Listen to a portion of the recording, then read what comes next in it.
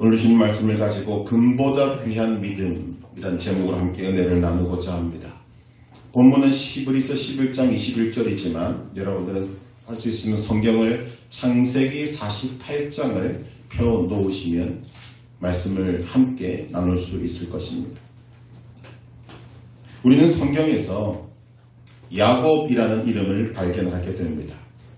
그런데 이 야곱의 이름은 창세기 25장 19절에서부터 창세기 49장까지 등장을 합니다. 물론 이름만으로 따지면 마지막 창세기 50장까지도 그 이름이 나옵니다. 즉 창세기의 절반 정도의 이 야곱이라는 이름이 있다는 것을 우리는 발견하게 됩니다. 왜 이렇게 많은 분량 속에 야곱이라는 이름이 등장하는가? 그의 삶에 할 말이 많다는 것입니다. 믿음의 조상을 우리는 아브라함, 이삭, 야곱이라고 하나님이 우리에게 알려주셨습니다.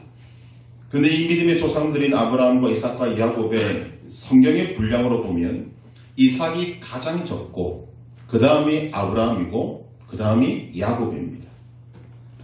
우리가 아브라함, 이삭, 야곱을 믿음의 조상이라고 의심하지 않습니다. 믿음으로 받아들이지만 믿음을 중심으로 읽어내려가면 아브라함의 믿음, 이삭의 믿음은 우리가 수긍이 갑니다.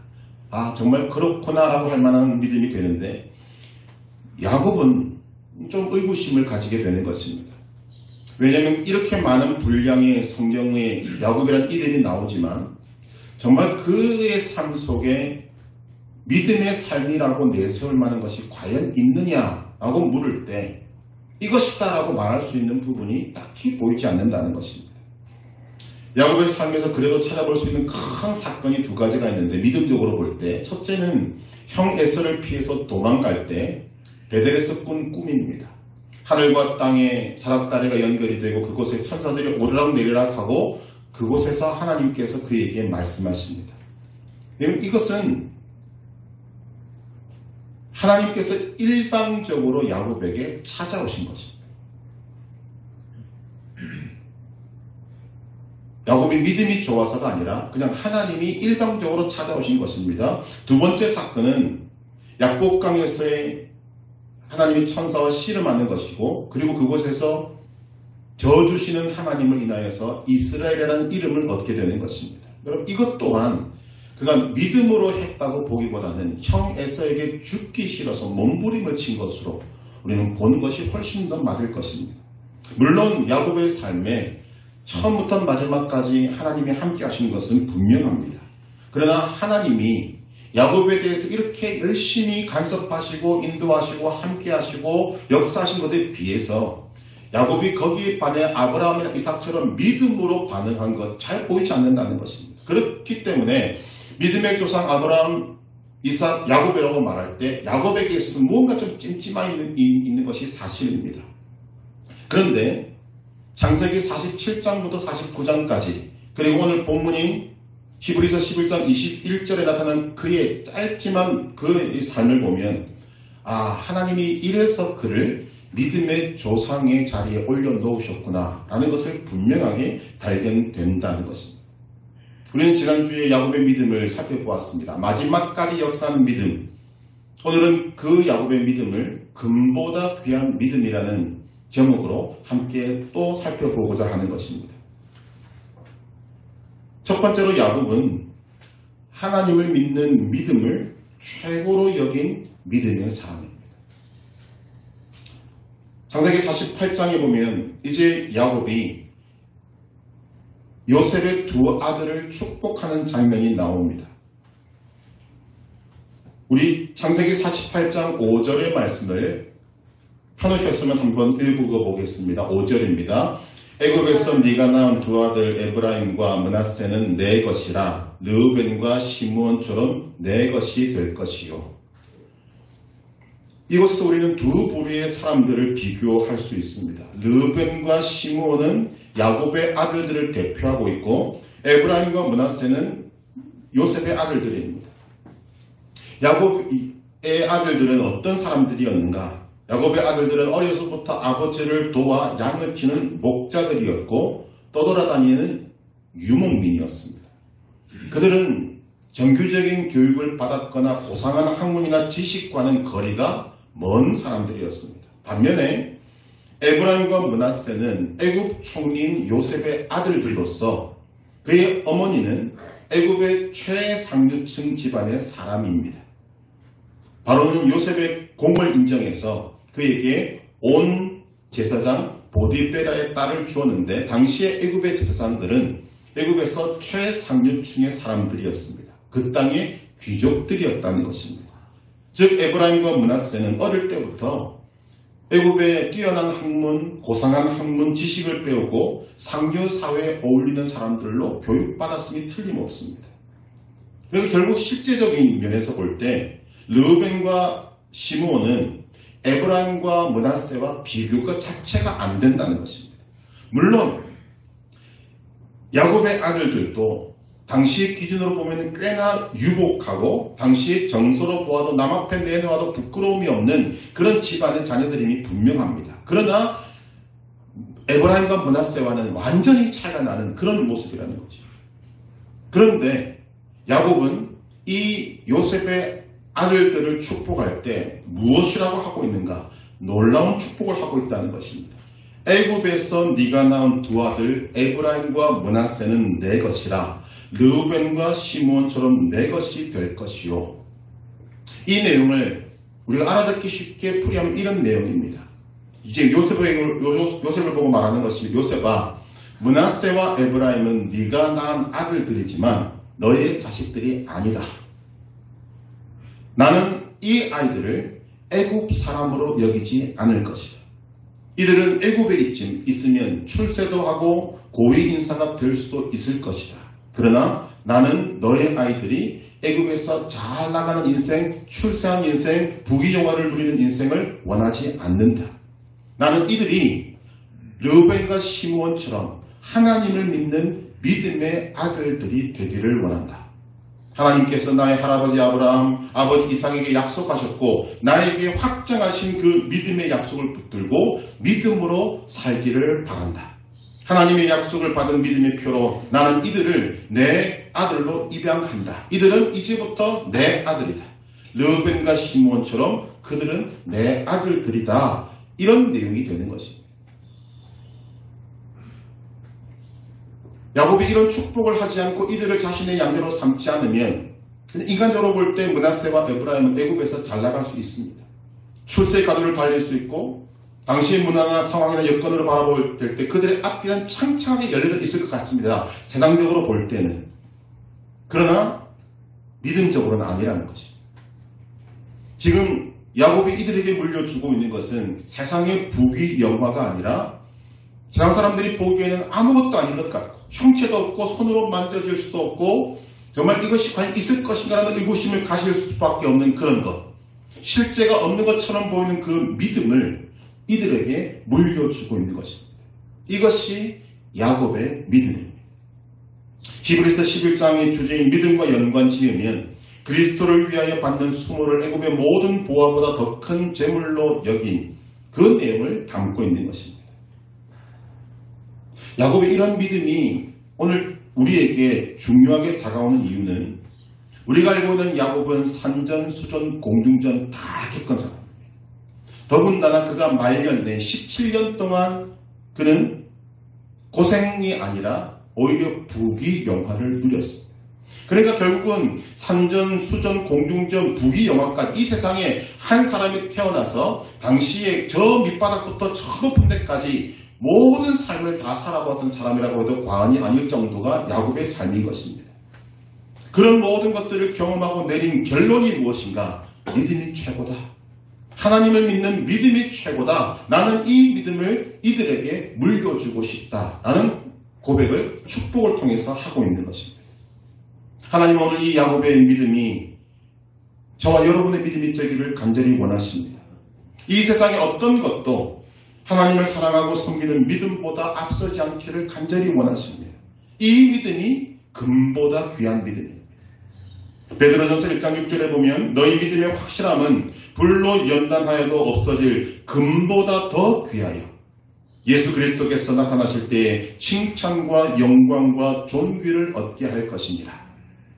우리는 여기에 우리의 생명을 걸어야 하는 것입니다.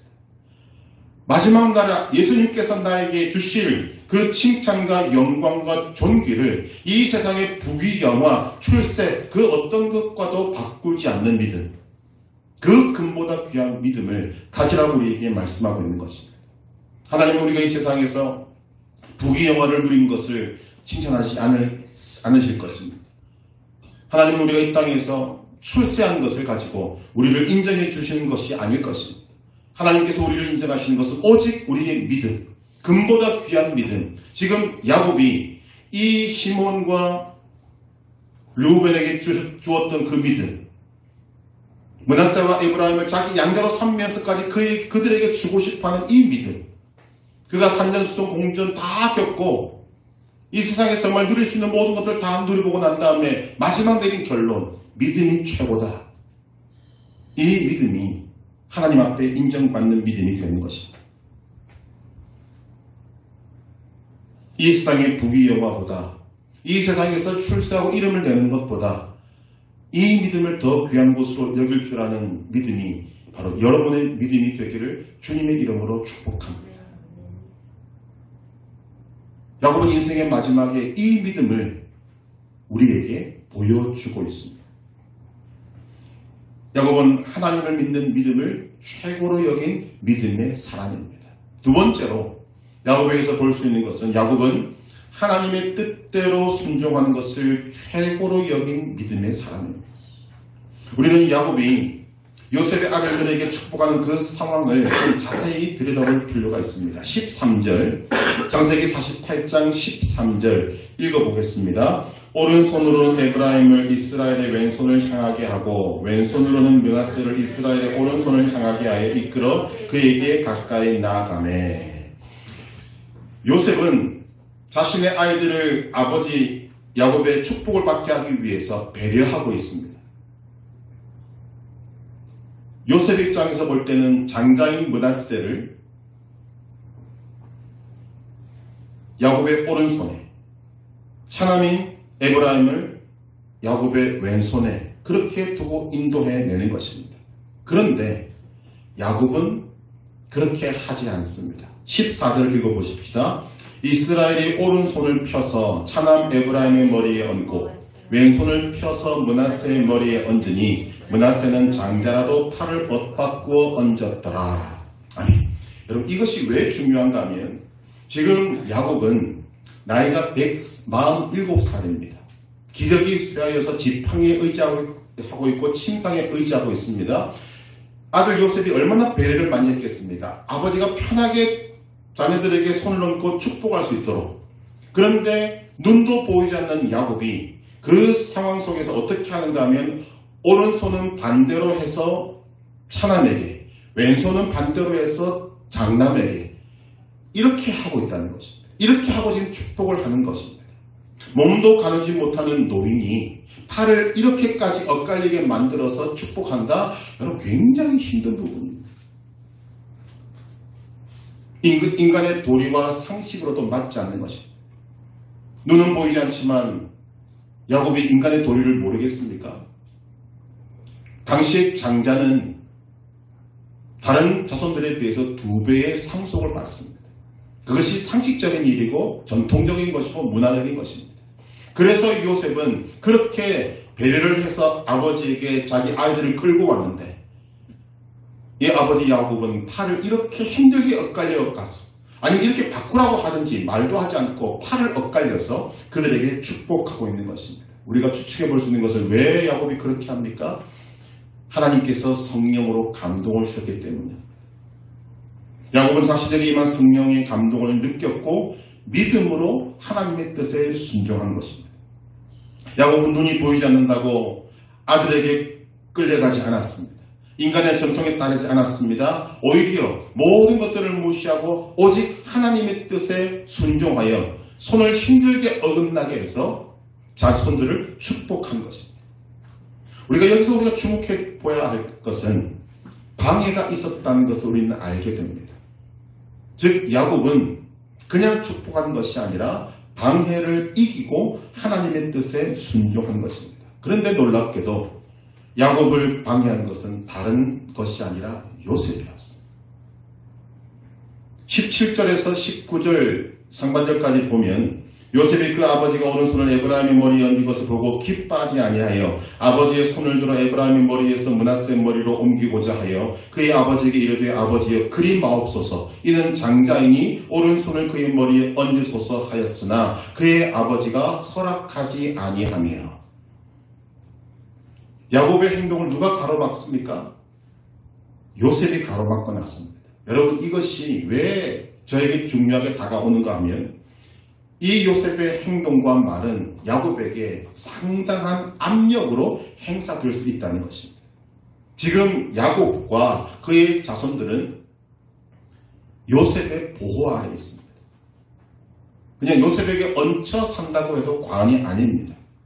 물론 요셉이 이런 형편 속에서 자신이 있는 위치를 가지고 유세를 떨거나 그렇게 하지는 않았겠지만 지금 상황에서 그는 하나님의 뜻을 가로막는 행동을 하고 있는 것입니다. 보통 사람이라면 이런 상황 속에서 여러분 어떻게 하겠습니까? 지금 자신의 모든 것을 이 아들에게 의지하고 있습니다. 그 아들이 지금 한마디 합니다. 아버지 아닙니다. 그러면 하나님께서 성령으로 그에게 감동을 주셨다 하더라도 그 한마디에 그래 내가 잘못했다. 그리고 팔을 정상적으로 해서 손을 얹을 사람들이 상당히 많을 것입니다. 그러나 야곱은 요셉에게 끌려가지 않고 하나님의 뜻에 끌려갑니다. 야곱은 이 행동을 통해 자신의 믿음을 나타내고 있는 것입니다. 여러분 이거 잘 꽂아야 합니다. 영적인 세계는 여러분들에게 그냥 다가오지 않습니다. 여러분이 거부할 수 없을 만한 힘과 능력과 권세를 가지고 그것도 선한 뜻을 가장해서 여러분이 하나님의 뜻을 따라가고자 할 때 여러분들을 반응하고 나서는데 예수님의 말씀처럼 원수가 치반에 있을 가능성이 제일 높습니다. 그들이 악한 뜻으로 한 것이 아닙니다. 그들은 선한 뜻으로 하고 정말 위한다고 말하는데 여기서 우리가 흔들리게 될 경우들이 참 많다는 것입니다. 믿음이란 무엇인가라고 이야기할 때 믿음은 이 방법을 따라야 합니다. 믿음은 옳은 일을 올바른 방법으로 하는 것입니다. 한번 따라 해보실까요? 믿음은 옳은 일을 올바른 방법으로 하는 것이다. 여러분, 믿음의 세계에서는 법이 옳다고 옳은 것이 아닙니다. 많은 사람이 옳다고 하는 것이 옳은 것이 아닙니다. 하나님의 뜻대로 하는 것이 옳은 것입니다. 믿음의 사람들에게 올바른 방법이 무엇입니까? 하나님의 방법대로 하는 것이 올바른 방법입니다. 믿음이 무엇인가라고 이야기할 때 그냥 단순히 말하면 하나님의 뜻에 토달지 않고 순종하는 것입니다.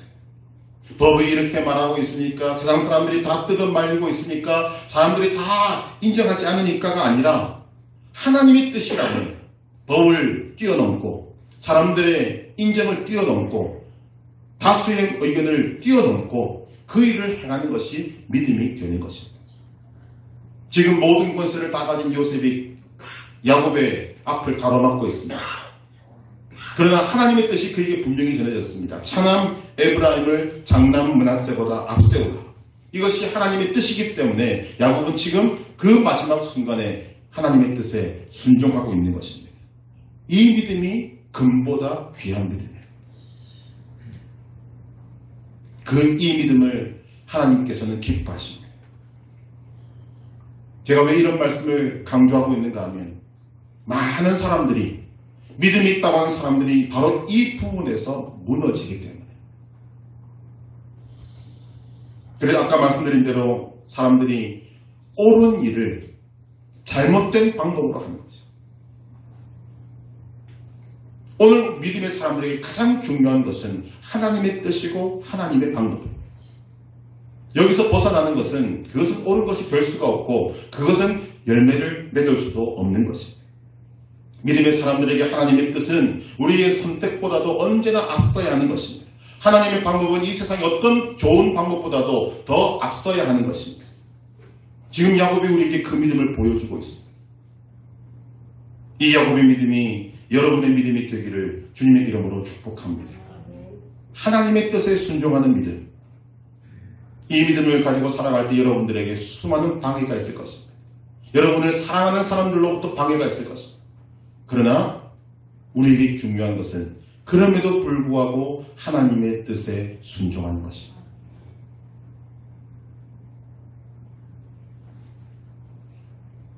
세 번째로 야곱의 믿음은 하나님께서 함께 하심을 최고로 여긴 믿음입니다.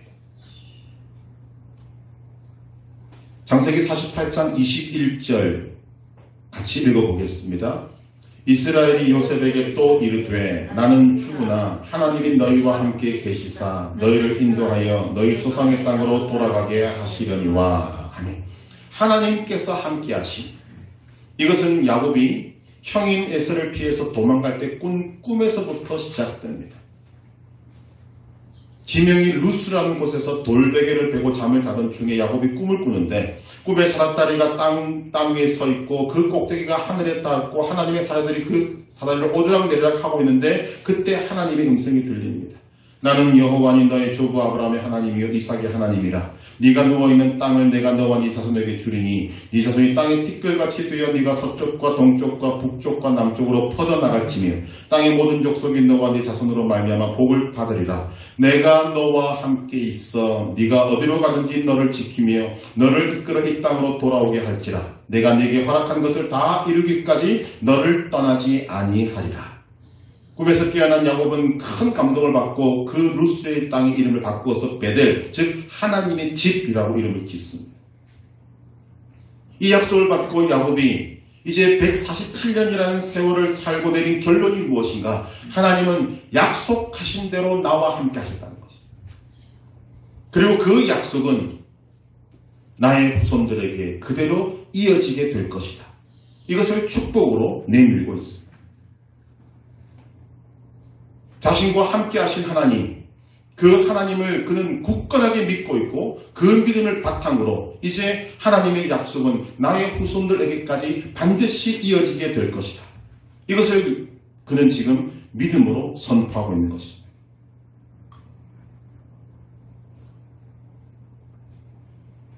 여러분에게 가장 가까이 있는 것이 무엇입니까? 또 여러분이 가장 가까이 있고 싶어하는 것이 무엇입니까? 돈입니까? 좋은 집입니까? 아무리 많은 돈이 있고 아무리 좋은 집이 있어도 그것은 언젠가는 여러분들을 떠나게 되는 것입니다. 그러나 하나님은 영원토록 여러분과 함께 하십니다. 무엇이 가치 있는 것인가를 우리는 믿음의 눈으로 판단할 수 있어야 합니다. 야곱이 왜 믿음의 조상의 반열에 올라가 있는가? 그는 이와 같이 하나님이 나와 함께 하심을 최고로 여겼던 믿음의 사람이었기 때문에, 그리고 그것을 지금 아무런 의심 없이 확신 가운데 자손들에게 물려주고 있습니다. 하나님이 너희와 함께 하신다. 우리의 마지막이 이와 같이 되기를 간절히 소망합니다. 우리도 주님이 허락하신 인생에 살고 난 다음 우리 자손들에게 마지막 말을 할 수 있는 기회가 주어졌을 때 하나님이 나와 함께 하셨다. 그리고 그 하나님이 너희와 함께 할 것이다. 이것을 믿음의 유산으로 남겨둘 수 있는 믿음의 사람들 될 수 있기를 주님의 이름으로 축복합니다. 마지막으로 야곱의 믿음은 마지막까지 하나님을 경배함으로 나타나고 있습니다. 야곱은 생명 다하는 그날까지 하나님을 경배합니다. 하나님께서 나와 함께 하심에 대한 그 사랑과 믿음으로 그는 하나님을 경배합니다. 그는 두드러진 내용 몇 가지를 가지고 하나님을 경배하는데, 첫째는 나를 돌보신 하나님을 경배합니다. 창세기 48장 15절 같이 읽어보십시다. 그가 요셉을 위하여 축복하여 이르되 내 조부 아브라함과 아버지 이삭이 섬기던 하나님, 나의 출생으로부터 지금까지 나를 기르신 하나님, 나의 출생으로부터 지금까지 나를 기르신 하나님. 그가 고백하고 있는 하나님이 어떤 하나님이십니까? 그의 표현을 가지고, 그의 삶을 가지고 말한다면 하나님은 나의 목자셨다. 나를 돌보신 하나님, 곧 평생의 나의 목자가 되신 하나님. 왜 이렇게 말할 수 있는가 하면 야곱은 평생 목자로 살았습니다. 목자의 생리를 누구보다 잘 압니다. 그 목자가 어떤 목자인가에 따라서 양이 어떤 상태에 있는지를 그는 누구보다도 잘 알고 있는 사람입니다. 그의 인생을 돌아볼 때 나의 출생으로부터 지금까지 나를 기르신 하나님, 하나님이 목자가 되어주지 않고서는 결코 생각할 수 없는 인생이 자신의 인생이었음을 고백하고 있는 것입니다. 오늘 야곱을 출생부터 지금까지 기르신 하나님께서 저와 여러분의 하나님이십니다. 그 하나님을 야곱은 찬송합니다. 이런 하나님의 목자 되심을 경험한 다윗도 우리가 잘 아는 바와 같이 시편 23편 1절에서 여호와는 나의 목자시니 내게 부족함이 없으리로다. 이 야곱과 다윗의 고백이 저와 여러분들의 고백이 되기를 바랍니다. 정말 말 그대로 하나님이 나의 목자가 되시면 우리는 결코 부족함이 없는 인생이 될 줄로 믿습니다. 하나님 한 분만으로 충분합니다. 야곱은 또한 나를 건지신 하나님을 경배합니다. 창세기 48장 16절 같이 읽어보십시다.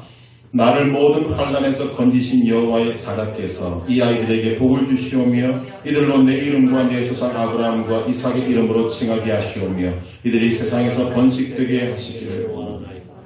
나를 모든 환난에서 건지신 여호와의 사자께서. 야곱이 왜 이런 고백을 합니까? 야곱이 절대적으로 만났던 그 위기의 순간, 절망의 순간에 하나님은 사자를 보내셔서 그의 위기를 벗어나게 하시고 피하게 하시고 넘어가게 하셨어요. 이 여호와의 사자는 야곱이 베델에서 쓰러져 잠을 잘 때 그에게 나타났던 천사예요. 야복강에서 야곱과 씨름했던 천사입니다. 우리는 이 천사가 하나님이셨음을 고백합니다. 왜냐하면 이 천사는 야곱을 모든 환난에서 건지셨기 때문입니다. 성경에서 모든 환난에서 건지시는 분은 예수님밖에 계시지 않습니다. 예수님은 십자가를 지심으로 우리를 죄에서 완벽하게 구원해 내신 것입니다. 오늘 우리도 야곱과 같이 고백할 수 있기를 원합니다. 주님께서 나를 건지셨다.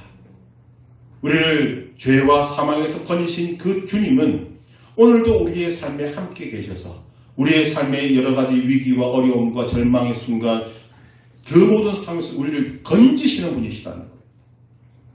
이런 의미로 바라보게 될 때 우리가 하나님을 경배할 이유는 충분한 것입니다. 마지막으로 야곱은 지팡이를 의지하여 하나님을 경배합니다. 오늘 본문인 히브리서 11장 21절을 보면 믿음으로 야곱은 죽을 때에 요셉의 각 아들에게 축복하고 그 지팡이 머리에 의지하여 경배하였으며. 나이가 많은 노인이니까 지팡이가 필요할 것이고 그 지팡이 머리를 의지하는 것은 인간적으로는 이해할 수 있습니다. 그러나 야곱에게 이 지팡이는 그냥 지팡이가 아닙니다. 창세기 32장 10절을 보면 내가 내 지팡이만 가지고 이 요단을 건넜더니 지금은 2때나 이루었나이다. 이런 말씀들을 비롯볼 때 야곱은 이 지팡이를 평생토록 가지고 다닌 것으로 보입니다.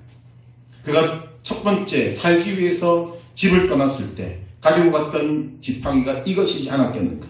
그리고 지금 그의 생애의 마지막 순간에 그는 그 지팡이를 쥐고 하나님 앞에 경배하고 있는 것입니다. 왜 이 지팡이가 우리에게 의미가 있는가? 이 지팡이는 야곱의 정체성을 나타내고 있고 그의 평생의 동반자였고 하나님이 그와 함께 하심에 대한 증거물이었어요. 그런데 이 지팡이가 무엇을 상징하는가? 야곱이 또 다른 때 했던 말을 보면 의미를 생각할 수 있습니다. 창세기 47장 9절을 보면 야곱이 바로왕 앞에서 이렇게 이야기를 합니다. 내 나그네 길의 세월이 130년이니이다. 내 나이가 얼마 못되니 우리 조상의 나그네 길의 연주에 미치지 못하나 험악한 세월을 보내었나이다. 바로왕 앞에서 야곱은 자신의 인생을 뭐라고 고백합니까? 나그네 길을 살았다. 나그네 길이라는 말을 사용함으로써 그가 말하고 있는 것이 무엇인가? 나의 정체성은 나그네입니다. 이 말입니다. 그 바로왕을 만나고 난 다음에 애굽 고센 땅에서 17년을 더 살았습니다. 안정적인 삶을 살았습니다. 지금까지는 평생 떠돌아다니는 삶을 살았고 정착하지 못하는 삶을 살았지만 애굽에서 17년은 그에게 평생 처음으로 안정적인 주거 환경 속에서 살았다는 것입니다. 그런데 야곱은 거기에 자신을 넘기지 않습니다. 17년 세월 동안 애굽이라는 곳에서 정착하며 살았지만 그는 지팡이를 바라보면서 나의 정체성은 나그네다. 나는 이곳에 뼈를 묻을 수 없는 사람이다. 나에게는 하나님이 약속하신 그 땅으로 가야 하는 사명이다. 그래서 창세기 47장에 보면 이제 이 야곱이 요셉의 아들들에게 축복하기 전에 요셉에게 권고하며 명령한 것이 있습니다. 나의 뼈를 이곳에 묻지 마라. 나는 이곳에서 나그네에 불과하다. 나는 애굽에 있지만 애굽 사람이 아니다. 나의 뼈를 이곳에서 반드시 가지고 나가라. 그리고 하나님이 내게 주신 그 땅에 묻으라. 이것이 왜 야곱에게 중요한가 하면 자신의 정체성을 드러내고 자신의 신앙을 고백하는과 동시에 이제 이 지팡이를 의지하고 하나님을 경배함으로 후손들에게 그들의 정체성 또한 나그네인 것을 알려주고 있기 때문입니다. 오늘 우리는 이 야곱이 가졌던 이 마음을 우리도 가져야 합니다. 믿음의 사람들에게는 이 세상에 정말 솔직히 말하면 소중한 것이 없어야 합니다. 우리의 고향은 이 세상에 있지 않고 이 세상 너머에 있습니다. 그곳에 하나님께서 여러분의 기업을 예비해 놓으셨습니다. 예수님께서는 여러분의 처소를 예비하려고 이미 그곳에 가 계십니다. 말씀으로 볼 때 예수님은 아주 열심히 믿음의 사람들이 거할 믿음의 처소들을 예비하고 계실 것입니다. 요한복음 14장 2절 내 아버지 집에 거할 곳이 많도다. 그렇지 않으면 너희에게 일렀으리라. 내가 너희를 위하여 거처를 예비하러 가노니. 그러므로 우리는 어떻게 살아야 되는가? 그곳을 갈망하며 살아야 합니다. 그것을 지금 야곱이 보여주고 있는 것입니다. 야곱은 지팡이를 의지해서 하나님을 경배합니다. 이것은 그의 정체성을 드러내고 있습니다. 그가 17년이라는 세월 동안 안정적인 삶을 살았지만 그 안정감이 그의 삶이 중심에 있는 나그네 되었다는 것을 흔들지 못했다는 것을 우리에게 보여주고 있는 것입니다. 그래서 이 야곱의 고백은 세상의 마음을 빼앗기고 세상에서 무언가 기댈 곳을 찾고 세상의 안정적인 것을 추구하는 사람들에게 지금 충격을 주고 있는 것입니다. 야곱이 세상에서 안정적인 삶을 살아보지 않았던 것이 아닙니다. 그는 말년에 정말 최고로의 삶을 살았을 것입니다. 그러나 그 세상의 어떤 것도 그 편안함도 그 맛있는 음식과 좋은 옷들도 이 마음속에 있는 나그네 된 이 정체성을 가로막지 못했다는 것입니다. 그래서 그는 그 지팡이를 의지해서 하나님께 경배하고 있습니다. 여러분이 믿음의 사람이라면 야곱과 같은 고백이 있게 되기를 간절히 소망합니다. 여러분은 지금 상상의 고백을 주님 앞에 드릴 수 있으면 좋겠습니다. 하나님 나에게 나그네의 지팡이를 주십시오. 나는 이 세상에 뼈를 묻을 사람이 아니라 나는 이 세상을 떠나야 할 사람들입니다. 이 세상은 나의 안식처가 아님을 고백합니다. 나는 이 땅의 자녀가 아니라 하나님의 자녀요. 이 땅의 백성이 아니라 천국 백성임을 믿습니다. 나의 시민권은 하늘에 있습니다. 나는 평생토록 나그네로서 이 땅을 살아가게 될 것입니다. 이런 고백이 저와 여러분들의 고백이 되기를 바랍니다. 결론적으로 야곱은 험악한 세월을 보냈습니다. 그러나 하나님께서는 야곱의 삶에 언제나 함께 하셨습니다. 하나님께서는 야곱의 목자가 되어주셔서 야곱의 삶을 인도하셨고 그가 인생을 돌아보았을 때 언제나 함께 하시는 하나님, 도와주시고 보여주셨던 그 하나님을 만날 수 있었던 것입니다. 그래서 그는 마지막 침상에서 그 지팡이를 의지하고 하나님을 경배하고 있습니다. 그리고 후손을 축복하면서 자신의 믿음을 고백하고 있는 것입니다. 우리에게 이런 마지막이 있게 되기를 간절히 소망합니다. 하나님께서는 야곱의 삶에 함께 하시고 역사하셨던 하나님께서 바로 여러분의 하나님이다 라고 선포하고 계십니다. 바로 나의 하나님이 되신 것입니다. 그리고 지금의 삶에서 그 하나님을 인식하고 믿고 의지함으로 인생의 마지막에 당연히 하나님께 경배할 뿐만 아니라 오늘의 삶에서 바로 지금 하나님께 경배하는 삶이 되기를 원하고 계시는 것입니다. 살아있는 여러분의 손에 믿음의 지팡이가 하나씩 다 들려있기를 바랍니다. 지팡이를 붙드는 것과 같이 하나님을 붙들고 지팡이를 의지하듯이 하나님을 의지하고 이 세상이 아무리 여러분을 유혹해도 이 지팡이를 부여잡고 이 죄 많은 이 세상은 내 집 아니네. 내 모든 보화는 저 하늘에 있네. 저 천국 문을 열고 나를 부르네. 나는 이 세상에 정들 수 없도다. 이런 찬송을 부르면서 금보다 귀한 믿음으로 살다가 후손들에게 금보다 귀한 믿음을 전수하고 주님 부르실 때 기쁨으로 천국에 들어가는 우리 모두가 될 수 있기를 주님의 이름으로 축복합니다.